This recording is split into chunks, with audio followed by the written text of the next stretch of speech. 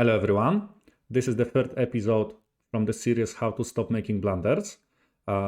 If you wanna watch previous videos, you can now find links at the top. Also, I just wanted to remind you that I have written a workbook with a lot of exercises that will help you, that you will make less blunders if you solve them, and the link is available below. In today's video, I'm going to talk about the most popular tactics in chess. There are 7 basic tactics that every player should know, because 80 or 90% of tactics in your games are those 7 tactics. And so we are going to talk about double attack. We are going to talk about pins and skewers. We are going to talk about discovered attack, removing of the defender, and also 2 checkmates, which is a backrank checkmate and kiss of death. First basic tactics that every player should know is a double attack, also known as a fork. And what is that? A fork is something that one piece is simultaneously attacking 2 opponents' pieces, right? You can see that knight checks the king, and also at the same time knight attacks the queen. So king has to move somewhere, and now white can win a queen, white can win 9 points. But you can also see that it not necessarily has to be an attack on 2 pieces. You can, for example, also create another threat. So in this case, you can see that queen attacks the rook, and queen attacks also h7, which is a checkmate threat. And of course, black probably wants to save the checkmate, and you can get a free rook.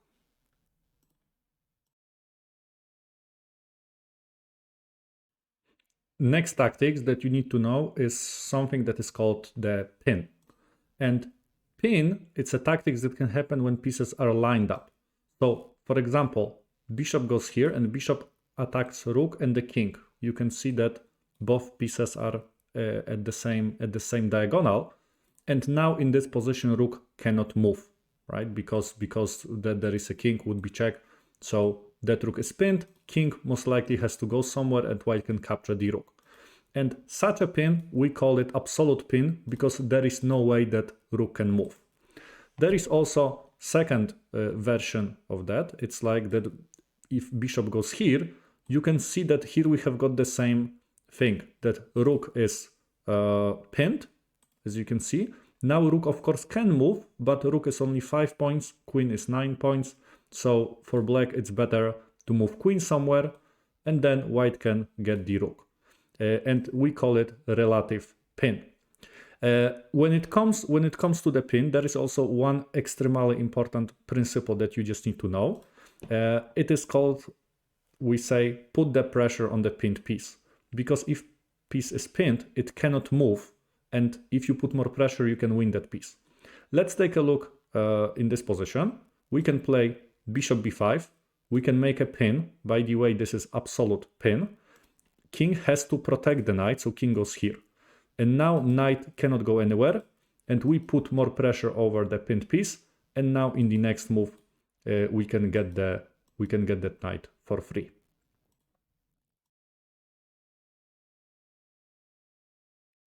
The next basic tactics is called skewer, and skewer is something a little bit similar to the pin. It's similar because pieces also have to be lined up. Here you can see that queen and the rook are lined up, but the biggest difference is that in the skewer, stronger piece is in front. Queen is 9 points, rook is 5 points, and this is the reason why it is called a skewer. In the previous example, we had got queen in the corner, and rook was at the d5, so weaker piece was in front, and it was called pin. And you may ask, what is that gonna be if we have got same pieces? Let's imagine we have got 2 rooks. If we play bishop f3, is it pin or is it a skewer? If those are the same pieces, it is called a skewer.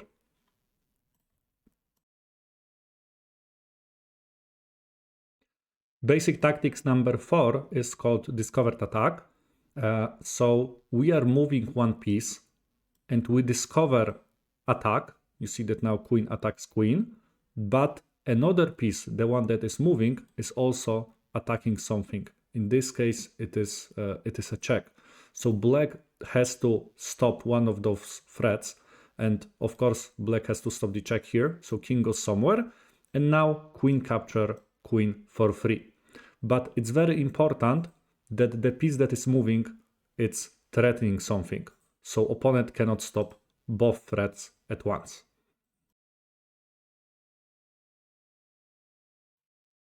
The next basic tactics is removing of the defender, also known as removing of the guard, or sometimes called undermining. In this tactics, you have to find the defender, a piece that is defending something, get rid of it, and later you can capture the piece that is now left with no defender. And you need to know that we have got 4 basic ways how we can remove the defender. First, the most obvious is we can capture the defender. You can see that pawn protects the knight, and knight is attacked by the rook. So if we can somehow remove that pawn, then we can win some material. In this case, bishop captures pawn, rook captures, and now rook captures knight, and white wins a pawn. Another way is called deflection. You can see that there is like a great threat at h7, and it would be checkmate, but there is a defender. Knight is defending h7, so it's not that easy. But we can do that thing called deflection. We can play knight d5.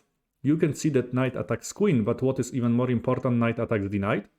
And now black has got a choice. In case queen goes somewhere, we can remove the knight, and we can capture the knight and checkmate. In case knight captures, we can checkmate opponent's king at h7. Another thing is we can just attack the defender. You can see that knight is protecting the rook. It's also attacked by white's rook. And now in such a case, white plays e6 and we are attacking the defender.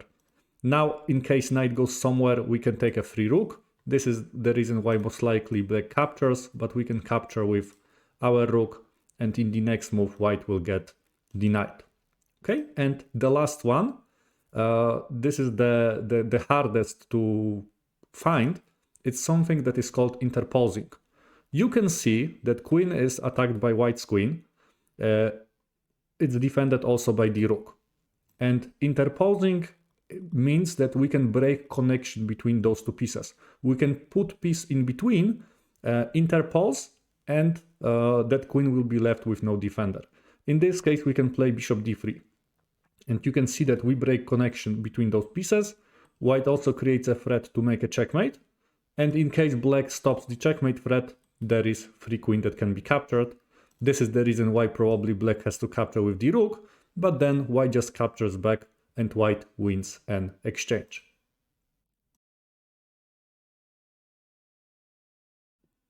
Among 7 basic tactics, we also have got 2 most popular checkmates.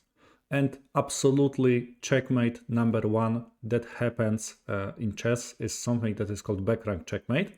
You can see that backrank, so in this case this is the 8th rank, sometimes of course it can be the 1st rank, is not protected. Also that king is blocked by pawns, so it cannot escape.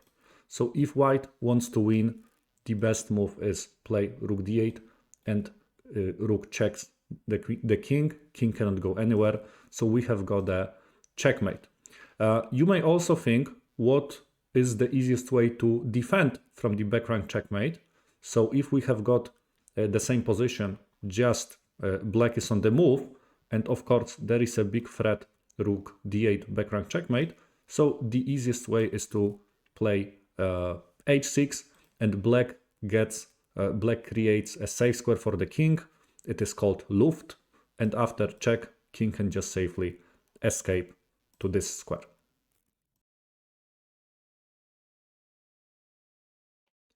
Second common checkmate is checkmate in front of the king, also called kiss of death. So you just place queen in front of the king. You can see that queen attacks the king. Also queen, when it's in front of the king, it controls every square that king can go. And this is a checkmate just only make sure that queen is protected by any other piece. In this case, it's protected by the bishop, but you can also use a different piece. For example, here you can see that knight attacks g7, so white plays queen takes that pawn, and this is also kiss of death. You can also use another piece. It can be rook as well, so queen goes here, also kiss of death, checkmate, the game is over. You can also use pawn, you can also use king. Just make sure that queen is protected. Thank you very much for watching. Hope you learned what are the 7 basic tactics in chess. If you enjoyed the video, please click thumb up. It will really help me. If you want to watch more videos that are coming, please subscribe my channel.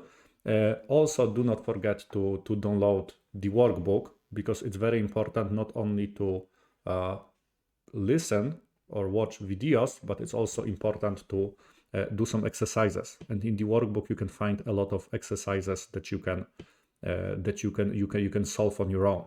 You can find a link below the video. And thank you very much for watching, and hope to see you next time.